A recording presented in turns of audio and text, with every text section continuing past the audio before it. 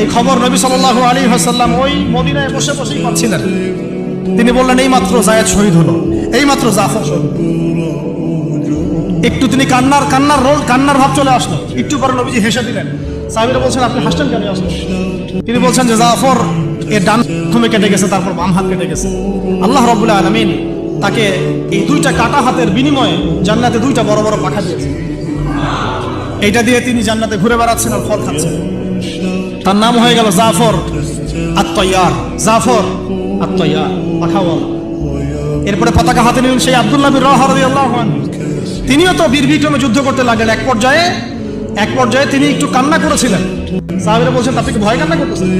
জি না, আমি ভয় কান্না করছি না, বরং কোরআনের একটা আয়াত আমার মাথায় আসছে বলে আমি কান্না করছি। সে আয়াতটা ছিল সূরা মারিয়ামের মধ্যে, ওয়া ইম মিনকুম ইল্লা ওয়ারিদুহা কানা আলা রাব্বিকা হাতমান মাকদিয়া। এটা হচ্ছে আপনার রবের একেবারে একটা চিরনির্ধারিত একটা বিষয়, যে তোমাদের সবাইকে, আবার বলছি, ওয়া ইম মিনকুম ইল্লা ওয়ারিদুহা কানা আলা রাব্বিকা হাতমান মাকদিয়া, মানে তোমাদের সবাইকেই আবশ্যিকভাবে, ম্যান্ডেটরি ভাবে এই জান্নাত জাহান্নামের উপর অবস্থিত এই পুলসিরাত পার হতেই হবে। এটা তোমার রবের একটা প্রাচীন একটা মানে স্টেটমেন্ট, এটা তোমাকে করতেই হবে, সবাইকে করতে হবে।